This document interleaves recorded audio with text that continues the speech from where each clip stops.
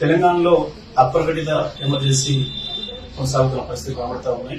రేవంత్ రెడ్డి నాయకత్వం వచ్చిన కాంగ్రెస్ ప్రభుత్వం ప్రజలకు ఇచ్చిన ఏ హామీని కూడా నెరవేర్చడం చేతగాక, పరిపాలన చేయడం చేతగాక, ప్రజల నుంచి వచ్చే నిరసనల్ని తట్టుకోలేక అన్నిటిపైన నిషేధాలు విధించే పరిస్థితికి వచ్చేది.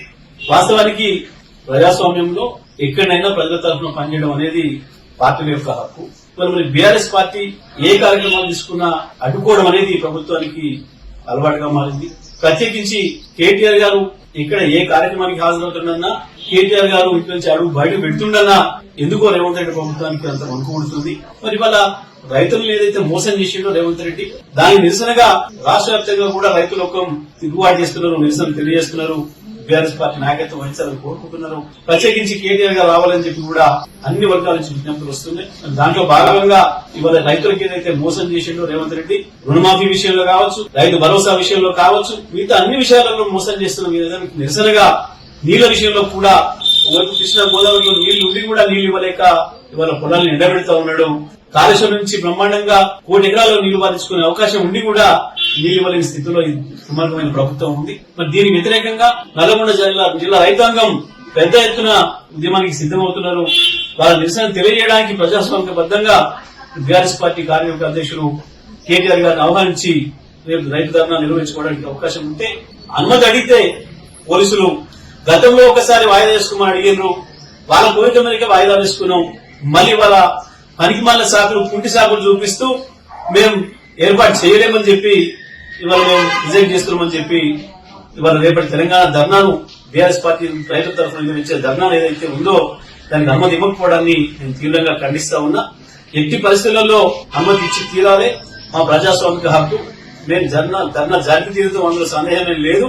ఏ పరిస్థితుల్లో కూడా కోర్టు ద్వారా కూడా మాకున్న అవకాశాన్ని మేము వినియోగించుకుంటాం. స్పష్టంగా మేము ఈ నెల 14వ తారీఖునే గతంలో పెట్టుకున్నాం. మేము వాస్తవాన్ని పెట్టుకున్నప్పటికీ కూడా జిల్లా పోలీసు యంత్రాంగం మమ్మల్ని రిక్వెస్ట్ చేశారు. ప్రత్యేకించి నాతో కూడా మాట్లాడి, సార్ ఇప్పుడు ట్రాఫిక్ ఇబ్బంది అవుతుంది, హైదరాబాద్ నుంచి అందరూ కూడా ఆంధ్ర వైపు తరలిపోతున్నారు కదా, దయచేసి మీరు ఇంకో సమయం తీసుకోండి, మేము అనుమతిస్తామని చెప్పి వాళ్ళు కోరిన పిలుపునే మేము ఈ నెల 21వ తారీఖు మేము వాయిదా పెట్టుకున్నాం. 19, 20లలో కూడా అట్నుంచి వచ్చే అవకాశం ఉందని మాకు తెలుసు.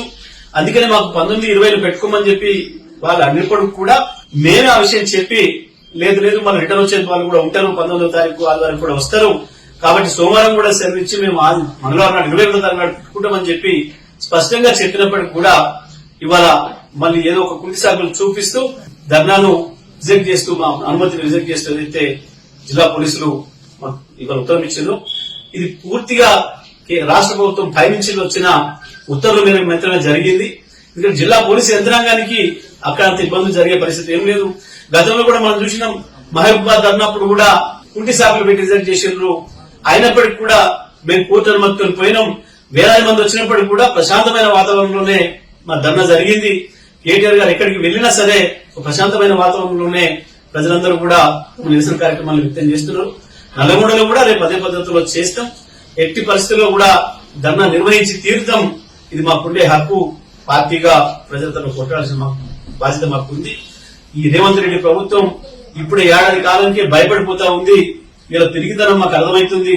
వీళ్ళ చేతగాని పరిపాలన విధానం మాకు అర్థమైతా ఉంది. ఈయన ఇక్కడేదో చేసినా చెప్పి రైతులు మోసం చేసినా కాకుండా బయట దేశాల్లో పోయి ఏదో తిరిగి ఆడ గప్పాలు కొట్టుకుంటున్నాడు.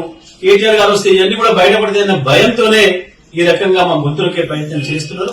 ప్రభుత్వం ఎటువంటి దుర్మార్గమైన ప్రయత్నాలు చేసినా మేము నల్లగొండలో తప్పకుండా రైతులందరూ సమీకరించి ధర్నా నిర్వహించి తీరుతాం.